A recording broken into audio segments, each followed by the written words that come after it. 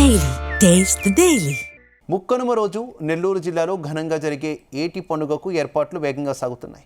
పెన్నా నదీ తీరంలో జరిగే ఈ వేడుకలకు మహిళలు, చిన్నారులు భారీగా వస్తారని అధికారులు అంచనా వేస్తున్నారు. ఈ నెల 17 నిర్వహించే ఏటి పండుగకు జరుగుతున్నటువంటి ఏర్పాట్లపై మరిన్ని వివరాలు పెన్నా తీరం నుంచి మా ప్రతినిధి మల్లికార్జున్ అందిస్తారు.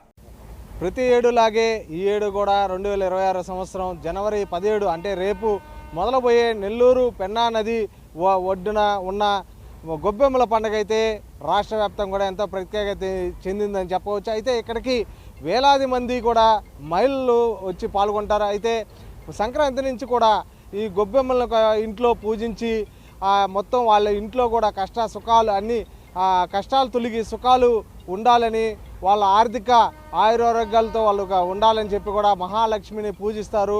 ఆ మహాలక్ష్మి పూజించిన గొబ్బెమ్మలను తీసుకుని వచ్చి 3 రోజుల తర్వాత అంటే కనుమ తర్వాత వచ్చే ముక్కో కనుమ అనమాట, ముక్కోటి కనుమ అంటారు.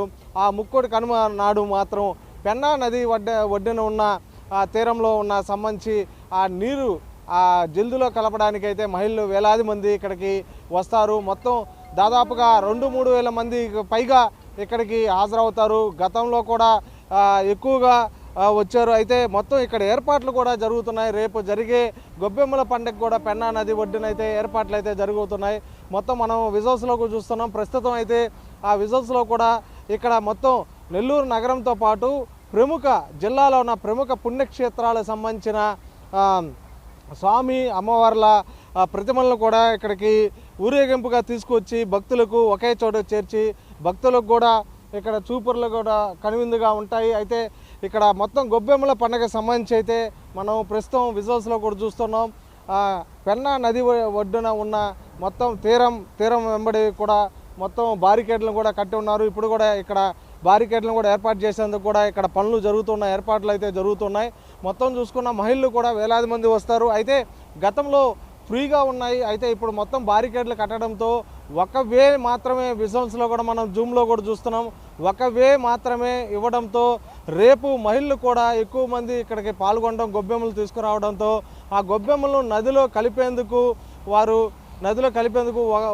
ఒక్కొక్కరుగా రావడం అంటే ఎక్కువ మంది జనాలు, ఎక్కువ మంది మహిళలు వచ్చినప్పుడు తోపులాటలు జరిగే అవకాశం అయితే లేకపోలేదు. అయితే బారికేడ్లు చుట్టూ కట్టడంతో ఎటు దిగేదానికి లేకుండా కూడా పెన్నా నదిలోకి ఎటు దిగేదానికి లేకుండా కూడా ఏర్పాట్లు అయితే చేశారు.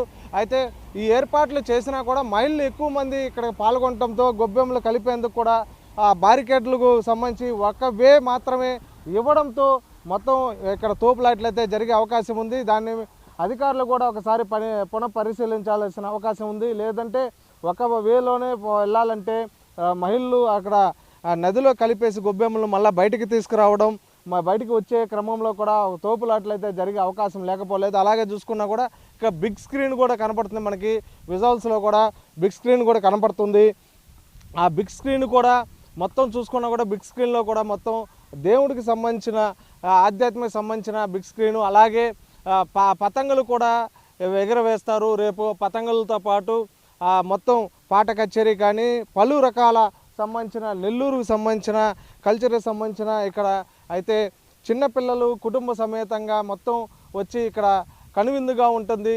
అయితే ఇక్కడ నెల్లూరు నగర మున్సిపాలిటీతో సంబంధించి కానీ మున్సిపల్ అధికారులతో పాటు దేవాదాయ శాఖ సంబంధించి జిల్లా దేవాదాయ శాఖ సంబంధించి కూడా ఏర్పాట్లు అయితే చేస్తున్నారు. అయితే మన పెన్నా నది ఒడ్డుకు సంబంధించిన అయితే బారికేడ్లు ఉండడంతో గతంలో ఎప్పుడూ లేదు, ఈ సంవత్సరం మాత్రం బారికేడ్లు పెట్టడంతో ఒక వే మాత్రమే బారికేడ్లు పెడితే మాత్రం మహిళలు గొబ్బెమ్మలు కలిపేందుకు కూడా వారు ఇబ్బందులు పడతారని కూడా చాలామంది అంటున్నారు.